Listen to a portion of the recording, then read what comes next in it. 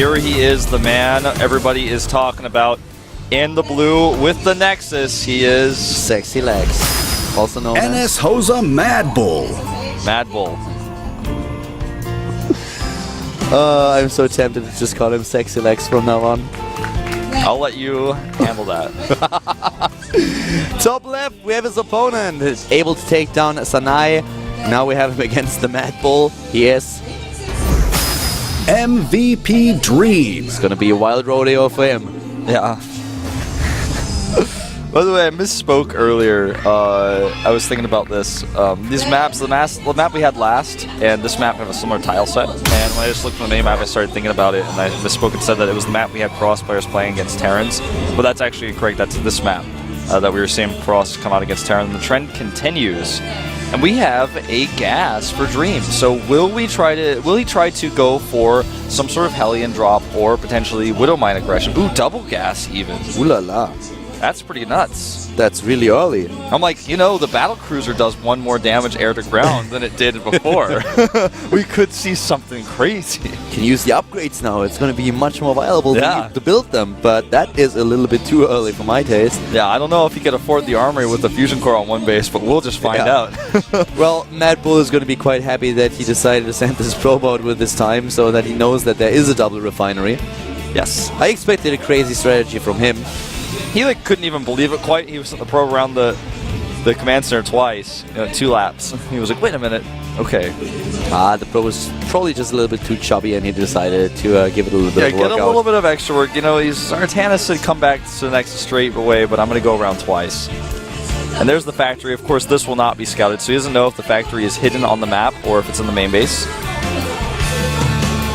He's banking a decent amount of gas already, even though he started the reactor and the factory. And his opponent, Mad Bull, looks like he just wants to do a 1 gateway mothership core expand. You know, I'm actually interested to know if Mad Bull is somehow related to Mad Frog. That would be interesting. It would be a little bit weird having like a Swedish-Korean connection there, but still, think about it. Yeah, I'm thinking about it, and it could certainly be. It could be true. But one thing that is true that I want to point out is that we have gases for Dream. He's taken 1 out of one of his gases and 2 out of the others. He's got 2 in one and 1 in the other. So he's getting a good amount of saturation, but also getting his mineral income maximized. Mad Bull, on the other hand, is now going straight for an expansion. We have the Mothership Core already on its way to the top left, not only to scout a little bit, but also to put up a little bit of aggression. And for Dream, of course, as mentioned, the Starport tech here with the Hellions on the production tab, so we were going to see a drop. Yep. No armory, so it's not going to be any Hellbats involved in this drop, just going to be your standard Hellion drop with Marine support. This Mothership Core is going to see it all, though. And the Mothership Core doesn't have much to worry about. There's only 2 Marines here, so you won't be able to kill it. It also is about to have a recall. He could try to use the Time Warp on the mining, but it's not going to be worth it. He wants to get out of here. Yeah. Mothership Core is retreating for now, has the information, saw the Hellions, really important for him at this point. Medivac, of course, being produced now by Dream, already sending his Hellions out. And for Mad Bull, this just means that he goes into additional gateways. We have him with the first few Stalkers. Warp Gate research is not just done yet. And as tech, we have the robotics facility. The Mothership Core also wants to be back at home because with all of its energy, it can be used to use that Purifier Beam to keep the Hellions away, make it a lot more difficult for them to actually fight the probes, to chase them down. Yeah. Widow Mine is on the way to probably stop any counterattacks. I don't think he's going to try to send this across the map with this. If there's any problem, he can always go for the Photon Overcharge too. So right now we have the Hellions just trying to get in. And I'm really interested to see how much Dream can do with this, because for all the things that we mentioned, it's really difficult to harass Protoss. A lot more difficult than it was in Wings of Liberty. I mean, he's got the booster, but it doesn't matter how fast your medevac can move if there's this many units in the main, you know? He's just going to be totally fine here. He has not even used his overcharge. He's not going to waste it. Yeah.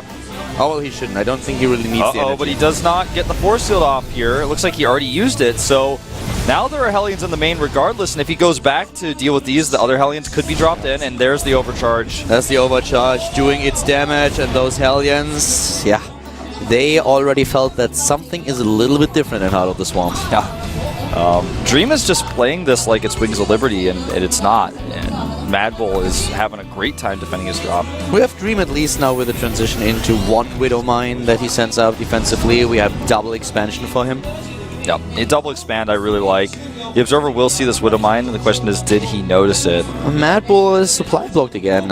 He just started to build 2 pylons when his supply block started, so this is of course a bit annoying for him. He already builds up a lot of minerals here. Great reaction against the drops. He is not going to lose a probe. You know, he sees the drop a mile away, it feels like, and is totally ready every time. And now he sees that siege tanks are in production, so this is really important for him to know. He wants to start Immortals now as a response. And even the Purifier Beam is pretty good against siege tanks because it makes it so siege tanks can't really get very close to the Nexus. Really important also to notice that the siege tanks, of course, now don't need the upgrade for the siege mode anymore. Yeah. Also, you guys will probably already know that, but in case you're a little bit newer to Heart of the Swarm, that was one of the changes that Blizzard executed within the last few patches. Yeah. So now you get the free siege mode, which allows you to siege your tanks up a lot faster, gives a little bit more safety to Terrans. Yeah, this is just kind of our preseason, so we're going to be repeating things like this a little bit so you guys can learn what the changes are for those of you guys who haven't followed very closely. That's why it's great to have little preseasons like this that are pretty relaxed. And this Hellion drop could still do damage, you know? There's not very many Stalkers nearby this time. Yeah, it's really important for him to still have he's those taxed units up the ready. probes! Oh, Mad Bull, that was not smart. He lost a lot here. In total, he lost... Oh, he actually lost less than I thought, but still 5 Harvesters are gone. Now again is attempted to drop into the main base, but the Stalkers are ready. Boosts away, really nice control here. Tries to drop in again, but... You okay? I was like, oh, he's totally... That Medevac is control, man. There's no way he gets away. He's a bit overzealous, but I'm like, I guess it turns out Medevac is fine. No. Those things are pretty fast these days. Oh, man, when I have to deal with these drops, I get stressed out, but when I watch it, man, it almost feels comical to see how fast that Medevac goes. Great control by Dream. You know, it's not just the boost alone, but how quickly he reacts to seeing the Stalkers and turning it around. Just goes to show this new ability really gives players who have a high ability to multitask quite a bit of flexibility. Yeah, he definitely does. Keep also in mind, guys, that Dream up to recently just played in Code A, so he just switched to Heart of the Swarm. Yeah. And for Mad Bull, he probably has been playing the new add-on for quite some time. Yeah, he's probably been playing since day one. Yeah, I would expect that he has much more experience with Heart of the Swarm than Dream does. And Dream needs to do something about this third Nexus, because even though he got his third command center really fast, he hasn't been able to get that extra saturation since he hasn't moved it yet. And this triple drop could do just that. Exactly. With the triple drop now, if he can make his multitasking work, then this could do quite a lot of damage. He only drops at one location, and is probably going to move out as soon as those units arrive. Yeah, you know, it looked like he might consider fighting. He baits the energy to be used on the Mothership and then gets away, so that's a lot of Mothership core energy used, because he can't use that on all 3 Nexi if the drops keep moving around. If he uses the Afterburners again, he can get into the main base. Yeah, it looks like he's going to do just that. There's a few units ready, but 3 Stalkers is not enough to stop 3 Medevacs. No, not at all. And even if you just Afterburn over them, that's completely fine with a new speed upgrade. So here we go, those Stalkers don't stand a chance. Zealots being warped in, only trying to delay what's happening here because Mad Bull is freakishly attempting to get his units into the main base. Nicely done. Gets the Mothership core. That tank is out of luck. He's going to do as much damage as he can. But he's going in with another run by, this time by ground at the third base. He's going to cancel this warp in, and he could get the Nexus. In fact, I feel if he targets here, he certainly could do a lot of damage to the Nexus, decides rather to just run away. Mad Bull is supply blocked once again, so is Dream. Both of them have a bit of a problem here with their multitasking and their macro management. But for Mad Bull, it's already, I think, the 3rd or 4th time that he was heavily supply blocked, and this is definitely going to be a problem for him. Part of the Swarm is just going to be like that for a little while because there's so many more spells, there's so many more units that are fast, there's a lot more multitasking that needs to be done during this mid-game, so, you know, people are going to miss depots for a while. Nice scan on that Observer. One more thing that Mad Bull missed is to research the range upgrade for the Colossi. Oh yeah, that's actually very true. This is going to become a problem. Another drop at the right side of the map, at the natural, and this time he's targeting the Nexus, and it doesn't look like Mad Bull is really defending. Yeah, he's walking to the bottom left to intercept this army that is heading for his third. Yeah, he just seems to be struggling a little bit against all the different harassment that Dream is putting at him. Dream is going for these Colossi as well, and he will get them. Mad gets Bull one. might have more Heart of the Swarm experience, but Dream definitely has the better multitasking. I could not agree more. The Zealots here desperately trying to defend. Not enough anti-air. He boosts away, and Dream sends unit after unit across the middle of the map. He's rallying in here. There's not enough DPS anymore in Mad Bull's army. He's going to be surrounded. Even the Viking is trying to find a target at this point in time. Now those units are trapped at the ramp. He takes down a lot of them. We have still... we have the Guardian Shield active, but the army size of Mad Bull is just not what you would like to have in this situation. As soon as Dream has the rest of his units rallied together, he can get them together one more time and just finish the game. He even kills these Zealots as they warp in here. This is just not an ideal situation as a Protoss player. He didn't remake his Mothership core after he lost it, and that took away a lot of his defensive potential, because normally as a Protoss player in Heart of the Swarm, you rely on that. You keep one Nexus charged, and then you use your army to defend the other two in this type of situation. But if you don't have that Mothership core, then suddenly you have to defend one extra front. MVP Dream is pulling ahead in supplies, dropping again at the bottom right. A lot of the units from Mad Bull are not even in position to attack. The probes, they are slowly but steadily being eliminated. 57 against 78. Again, the third base under attack, and this time Dream is going to snipe the Nexus. And he could get the Mothership core here as well, but that's it. GG. He doesn't even try. He knows the game is over. Dream with the second win against an HoSeo.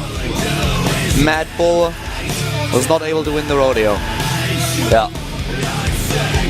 Too bad for him. Well, I wouldn't say talking a lot, but showing a lot of excitement, a lot of just weirdness. I don't know how to describe exactly what happened in that makeup room back there, but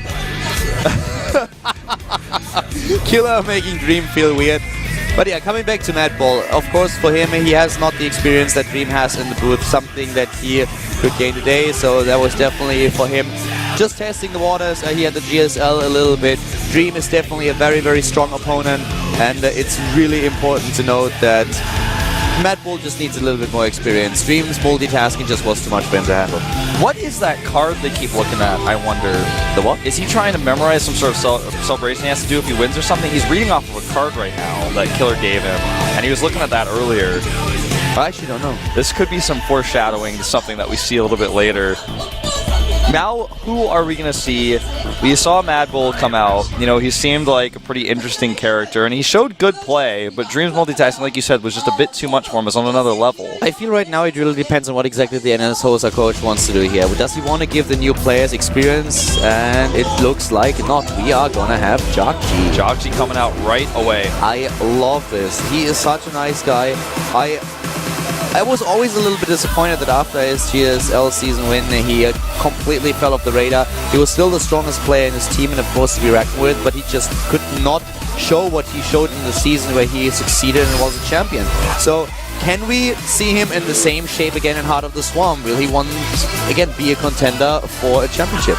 Yeah, that's the question that everybody's wondering. Everybody has their eyes on Jockji. Even did in that interview we had on our first day of our, we started this tournament series. He was being told, hey, you've got another chance here. You've got another shot. Are you going to be able to use it? Is this your moment? He's like, of course it is. I've got to do this. We're going to take a 5-minute break. We'll find out if Jockji can take out Dream here at the GSTL.